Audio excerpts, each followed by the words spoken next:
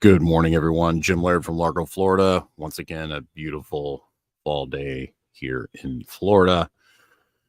Humidity starting to come down. Temperature's super, super nice. So it's a good time of year to be here in Florida.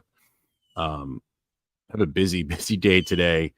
If you're on our email list at 10 a.m. today, you should have received an email last night. Dr. Stillman and I are doing a testosterone webinar as part of our testosterone course at 10 a.m. The only way to access that, we're basically giving away a webinar every week for people that are on our email list. So if you want to get on our email list, just go to stillmanwellness.com. There'll be a pop-up for like the 5 biggest health mistakes Dr. Stillman sees people making. Just put your email in there. That'll put us on the list. Every Wednesday night, we're going to send you an email with the link. There's 2 webinars today, but the second webinar on copper toxicity that Dr. Stillman and Clark Engelbert are doing is at 4, and it's actually going to be live streamed on YouTube as well. So you can find it on my YouTube channel as well as Dr. Stillman's. It's like copper toxicity. It's at 4 p.m. today Eastern. So you can go there and check those out. We also have our men's coaching program. If you go in the description below, you can learn about that. You click on the link, and basically Dr. Stillman's going to talk a little bit about the program and how we can help you. Of course, we've got all our other links you can check out as well. But, today we're going to be talking about something that I think most people just do not understand is caffeine. And I'll be honest, there's a whole book on how caffeine has like changed the world and has allowed people to drive themselves, really hard, which of course has its benefits. And with a lot of these things, they're a tool. And I think, good morning, Dr. Stillman. Good morning, everyone. I think the people don't understand exactly how caffeine works and the mechanism behind it. And if you actually understood how it works, you'd be able to actually use it. I'm not anti-caffeine by any means. Lord knows I've abused it and many stimulants. Yeah. I have a tendency to get addicted to, I have a tendency to have a problem with stimulants because I like the way they make me feel, but then you pay for it later. But basically the 10,000 foot view on how caffeine works is it works by blocking the receptors in your brain that make you sense that you're tired. So what your body does is basically make more of those receptors, and then you pump out more of that hormone that's trying to get you to be tired. And so over time, you have to drink more and more and more caffeine just to break even, but you get the cortisol release, you get the higher blood pressure, all the things that come with caffeine, but you have to take more and more and more of it. And then people just end up feeling terrible. And then when they come off it, it's awful because you've got all these tired receptors that it takes the brain like a long time to like get rid of. So knowing that and knowing how to use caffeine, and we'll give you some strategies for that today, but take it away, Dr. Stillman. Well, I agree. And the thing about caffeine is that you have to keep in mind that it's not just the caffeine. I mean, it's never just the caffeine. How many of you have ever actually sat down and taken like a caffeine pill? You're consuming, Jim. Okay, Jim. 200 milligrams of caffeine, 50 milligrams of ephedra, and an aspirin. That was called the Jim stack. doesn't play around. That was the stack back in the day for those of you who are from the hardcore powerlifting, bodybuilding, strongman. West Side? Is that a West Side stack?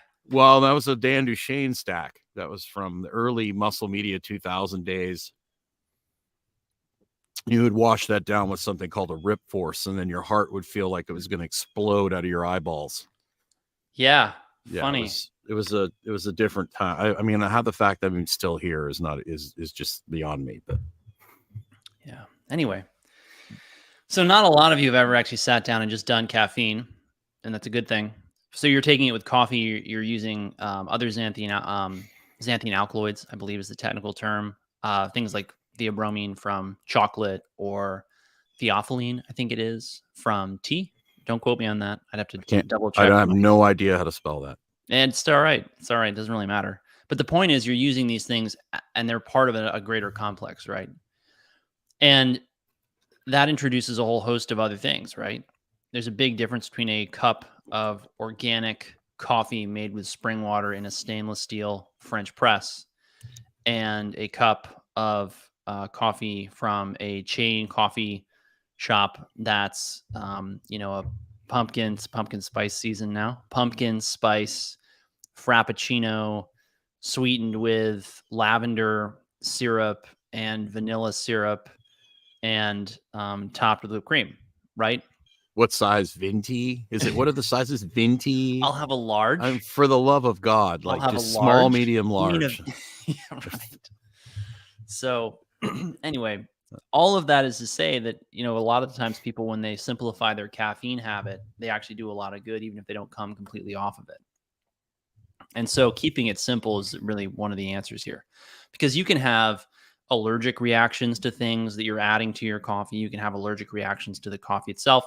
I'm not talking about anaphylaxis, hives, itchy eyes, watery eyes, runny nose, typical allergy symptoms. I'm talking about, I get a headache when I have coffee, or I, get abdominal pain when I have soy milk or whatever. Or I get a headache when I stop drinking coffee. Yeah, and then the withdrawal headache's a totally different animal, right? So there's lots of different reasons to change up or alter your caffeine habit, and you don't always need to eliminate the caffeine. In fact, sometimes eliminating the caffeine first is way too much for people, and we need to wean them down, and we also need to change that habit. Simplify it, make it with better ingredients, make it with ingredients that are not going to hurt them. I'm always looking for things like, if you're going to use cow's milk dairy, is it grass-fed? Is it A2? Is it organic? Avoiding added sweeteners, avoiding any kind of, there's all kinds of weird things they'll do with creamer, right? And then if you're going to use a plant-based milk, which a lot of people do if they have a dairy allergy, I absolutely avoid most of the commercial oat milks because they've got canola oil in them, which is a terrible, terrible oil loaded with chemicals, pesticides, etc.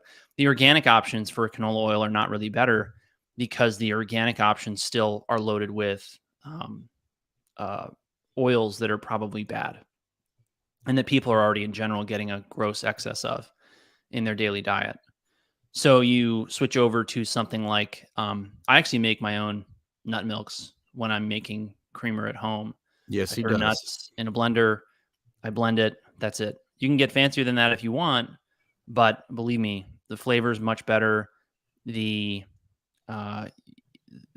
cleaner. You actually get a ton of nutrition from nut milks. I'm actually a fan of nut milks for that reason. It sounds really cool too. I know, right? So that's where I start with people, and then we wean the dose back as needed. And then we also need to have a conversation about why they're using so much caffeine.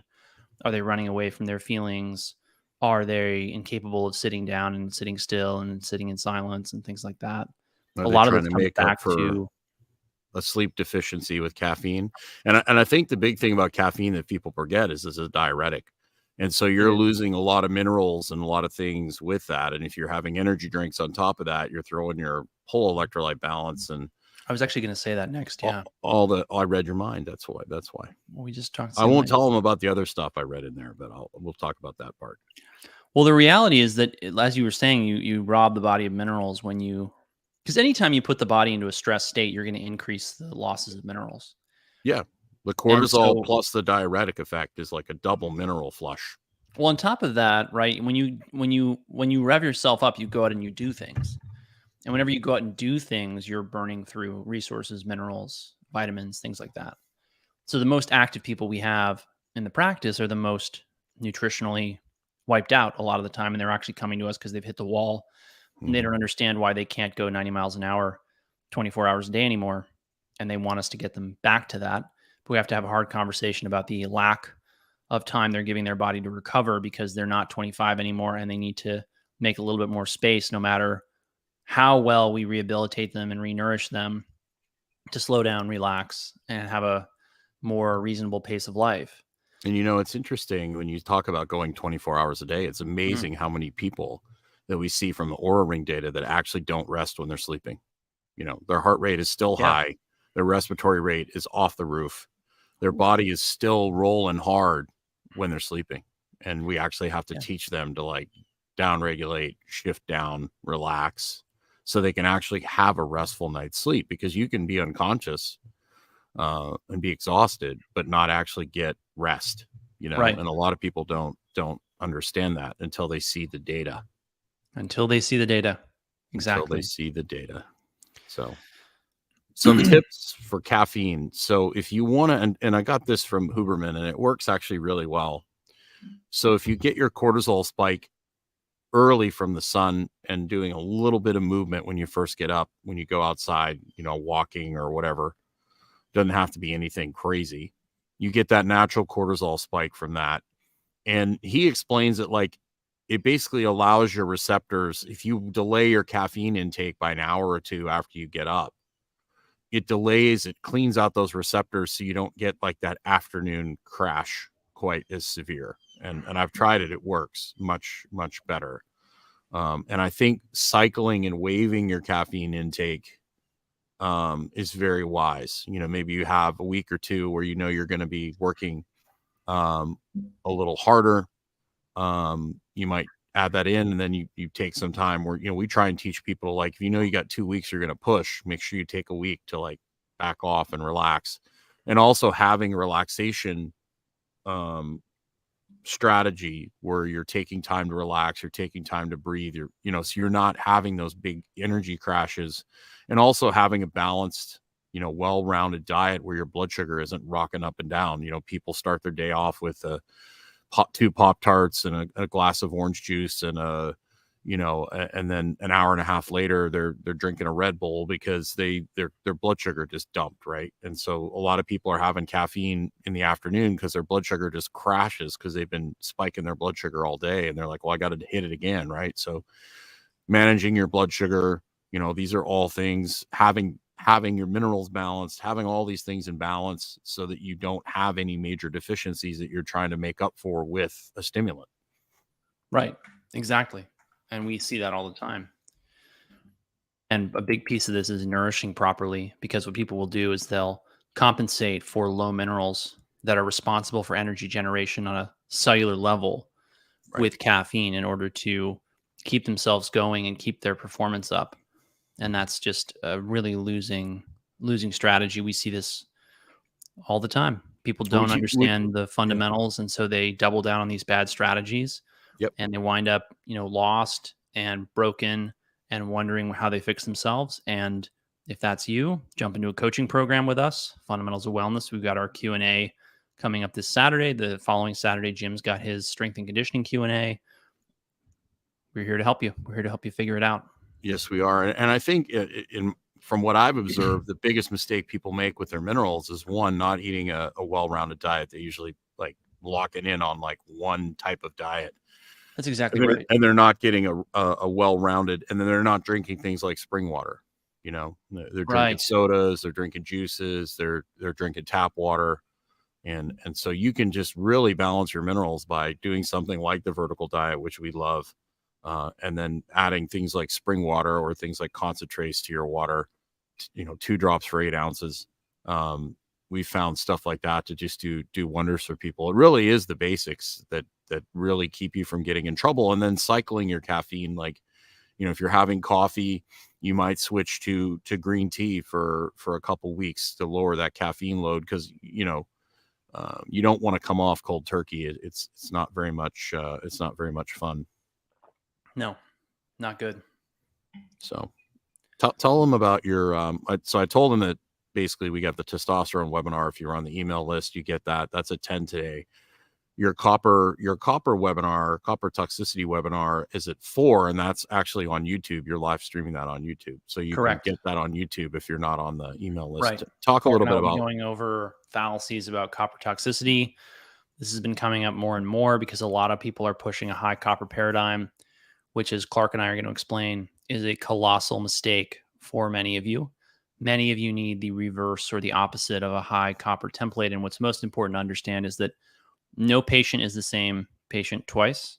Mm-hmm. You have to take everybody on an N of 1 basis, and you have to do and understand their labs and talk to them and take a history in order to understand what's actually affecting them. And that's why one size fits all protocols that don't consider that person as a unique individual fail. Yeah, that's the one thing I've really appreciated since joining you and looking at, you know, getting to sit in on the HTMA course and like looking at the labs with you, and it's so important to get the basics right. But there's people, like, if you give somebody zinc, it's going to mess them up. You give somebody else zinc, it's going to make them thrive. So there's a lot of nuance to this when it comes down to the actual details, right? Exactly. So there's no really one size fits all, and something might work for 3 weeks, 4 weeks. And that doesn't mean you have to be like checking in and getting your labs like every week, but right. You need to have the fundamentals down first, and then we can take a look and fine tune things for you. And then you don't have to do as much work, really. It's just check a few things every once in a while and make sure you're doing okay. That's exactly right. So on that note, everyone, take care. Have a great Make day. sure you get Don't on our forget to email get list so you outside. don't miss our webinar next week. That's just stillmanwellness.com. When that pop-up comes in, put your email in there.